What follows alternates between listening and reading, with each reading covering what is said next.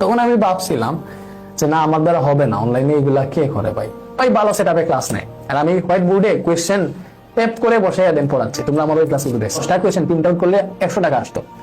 ওই 100 টাকা মিলাই তো আমার অনেক কষ্ট হইতো ভাই। মানে আমি যে গাড়ি দিয়ে যাইতাম, ওই ভাড়াটাই আমার কাছে ছিল না। আমি তো হেঁটে হেঁটে স্কুলে যাইতাম। মাস শেষে বেতন ছিল মাত্র 100 টাকা। আর তোমরা এত সুযোগ সুবিধা পাওয়ার পরও পড়ো না, পড়ালেখা করো না। হ্যাঁ, আমি ওই জায়গা থেকে আস্তে আস্তে উঠে আসছি। গল্প শেয়ার করি, সেটা হচ্ছে মানে আমি যখন ক্লাস 10-এ ছিলাম, তোমরা এটা জানলে অনেকে বিশ্বাসই করবে না, আমি যখন ক্লাস 10-এ ছিলাম তখন আমার বাসায় কারেন্টই ছিল না, মানে বিদ্যুৎই ছিল না, ডিরেক্ট কারেন্টের কোনো লাইনই ছিল না। আমাদের বাড়িতে আর কি, এখানে অনেক ফ্যামিলি ছিল যেখানে হচ্ছে বিদ্যুৎ ছিল না, এবং মানে অনেক সাফার করেছি পড়ালেখা করতে আর কি। সো এখন আবার আছে। মনে করো, চিন্তা করো তুমি ক্লাস 1 থেকে 10 পর্যন্ত ওই যে মোমবাতির মতো একটা থাকে, ওইটাকে হচ্ছে আমাদের সিলেটি ভাষায় হচ্ছে আমরা বলি, কি বলে আমি নিজে ভুলে গেছি। ওইগুলা দিয়ে মানে হচ্ছে আমি পড়ছি, মানে কারেন্টই ছিল না, ঠিক আছে। আর তোমরা এত সুযোগ সুবিধা পাওয়ার পরও পড়ো না, পড়ালেখা করো না। হ্যাঁ, আমি ওই জায়গা থেকে আস্তে আস্তে উঠে আসছি। হারিকেন দিয়ে পড়ালেখা করছি, বুঝছো? হারিকেন, তাও হারিকেন তো ওইটা ভালো, আরো একটা আছে, ওটাকে মেবি ল্যাম্প বলে আইটেম। এটা হচ্ছে একটু বাতাস দিয়ে নিভে যাই, ঠিক আছে। আমি ক্লাস 6 থেকে আমার বাসা থেকে এলবি স্কুল, আমি যে স্কুলে পড়তাম এটা 3-4 কিলোমিটার হবে। মানে আমি যে গাড়ি দিয়ে যাইতাম, ওই ভাড়াটাই আমার কাছে ছিল না।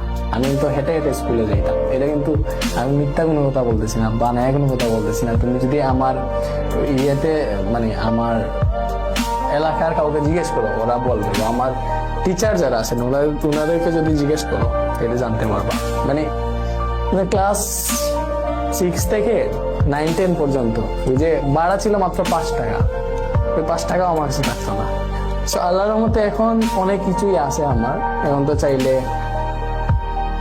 আর মানে এখন পুরোনো দিনগুলোর কথা মনে পড়লে অনেক লাগে, ঠিক আছে। আমি যখন সিলেটে আসি তখন আমি এসএসসিতে গোল্ডেন এ প্লাস পাইছিলাম। সিলেটে যখন সরকারি কলেজে ভর্তি হই, তখন যে সিলেটে যে আসবো প্রতি মাসে 10-12 হাজার টাকা যাবে, ওইদিকে আমার কাছে যে আমি 10-12 হাজার টাকা তো অনেক দূর, মানে 1,000 টাকা মিলানো কষ্ট ছিল।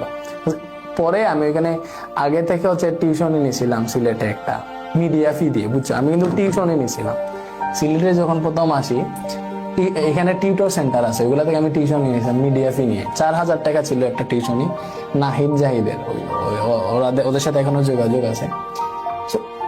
আমি টিউশনের মিডিয়া ফি 2,600 টাকা দিয়ে ঢুকছিলাম, মানে 4,000 টাকার টিউশনে 2,600 টাকা দিয়ে ঢুকছিলাম। আমার এখনো মনে আছে, আজ থেকে বেশি না, মাত্র 2.5 বছর আগে বা 3 বছর হবে,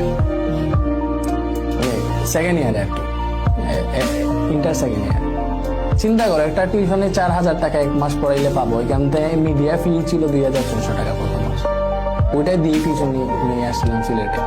তখন বাড়ি থেকে তো আর কিছু মানে বাড়ি থেকে শুধু একটা টেবিল না, একটা শুধু হচ্ছে মানে তুষক আর একটা বালিশ নিয়ে আসছিলাম বাড়ি থেকে। আর কিছু বাড়িতে ওইখানে টিউশন পড়াইতাম, সে 2-3 হাজার ছিল, ওগুলা নিয়ে আসছিলাম সিলেটে। এখান থেকে টিউশনি পড়াই টিউশনি বেশি, মানে নিজে চলতে গিয়ে অনেক বেশি টিউশনি পড়াইতেছি, এজন্য নিজের পড়ালেখা থেকে অনেকটা দূরে চলে গেছিল। এগুলা করে করে পরে হচ্ছে মনে করো অনলাইনে আসলাম, আস্তে আস্তে পড়ানো শুরু করলাম। আর তোমরা আমার পড়ানোর স্টাইলটা এত ভালো লাগলো যে তোমরা হচ্ছে আমাকে অ্যাকসেপ্ট করে নিলাম।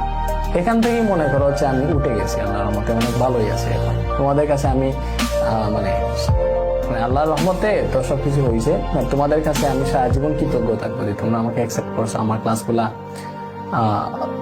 ভালো লাগে, এটা অনেক কিছু, ঠিক আছে। আসলে আমার লাইফ স্টোরি আমি যদি কোনোদিন বলি তাইলে শুনবা। সহজ ছিল, আবার সহজ ছিল না, ঠিক আছে। অনেক চড়াই উতরাই পার করে আমি এখানে আসছি বা আজকের এই অবস্থানে আছি। তো বুঝছো ভাইয়া, ক্লাস 7 থেকে টিউশনি পড়াইতাম। আচ্ছা আমি বলি, আমি যখন ফার্স্টে 7 না মেবি 6-এ উঠছিলাম, তখন আমি একটা টিউশনি পড়াইতাম। মানে আমার কাজিন, মানে কাজিন বলতে হচ্ছে পাশের বাড়ির আর কি, ক্লাস 1-এর স্টুডেন্ট। মানে 30 দিন পড়াইতাম 1 ঘন্টা করে, মাস শেষে বেতন ছিল 100 টাকা।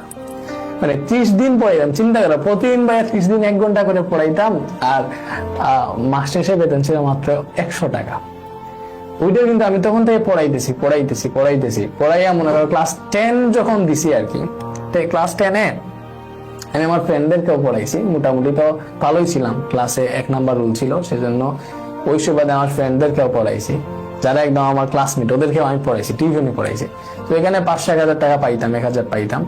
পরে যখন ক্লাস 10 শেষ হইলো তখন বাড়ির পাশে আশেপাশে টিউশনি পড়াইছি, ওখানে 2000 টাকা মাসে এইভাবে পাইতাম আর কি। পরে তো সিলেট আসার পর 4000 3000 পাইতাম, এইভাবে এসে এখন তো আমি তোমাদের ক্লাস নেই, এইভাবেই সবকিছু শুরু হয়েছে।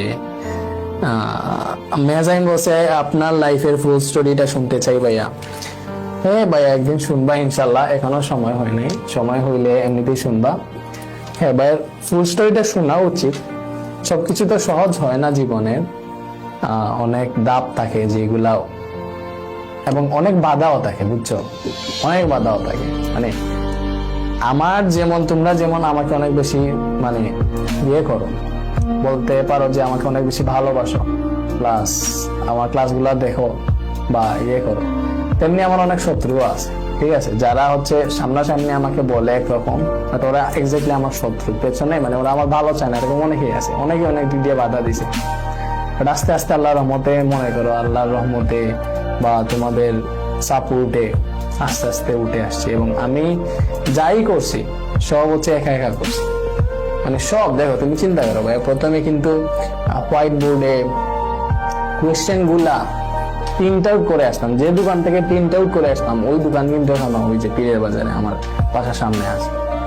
চিন্তা করো, ওইখানে আমি কোয়েশ্চেন প্রিন্ট আউট করে আইনা বোর্ডে লাগিয়ে দেন পড়াইতাম, ঠিক আছে। ওই যে প্রিন্ট আউট করাইতাম, আমি একটা জিনিস বলি, যখন তোমার এসএসসি 23-দেরকে আমি ওয়ান শট সিকিউ সলভিং দেই, কোয়েশ্চেন গুলা যে ভাইয়া প্রিন্ট আউট করে আনতাম, ঠিক আছে, মনে করো 10টা কোয়েশ্চেন প্রিন্ট আউট করলে 100 টাকা আসতো, ওই 100 টাকা মিলাই তো আমার অনেক কষ্ট হইতো ভাইয়া, অনেক কষ্ট হইতো। আমি টিউশনি পড়াইতাম, আমার এমনি ভাবে মাস চলতো না, ঘর ভাড়া খানি এগুলো দেওয়া লাগতো, ঠিক আছে। ওই যে প্রিন্ট আউট করানোর 100 টাকায় আমি দিতে কষ্ট হইতো। তো এইভাবে করে করে আস্তে আস্তে তো মনে করো সবকিছু হইলো। এখন আমাদের আল্লাহর মধ্যে স্মার্ট বোর্ড আছে, ক্যামেরা আছে, ভালো সেট আপ আছে, বাট একই মানুষই তো, আগে যে ভাইয়া ক্লাস নিত সেম ভাইয়াই এখন। তোমরা চিন্তা করো, তোমাদের কাছে আমি আসলে অনেক বেশি কৃতজ্ঞ।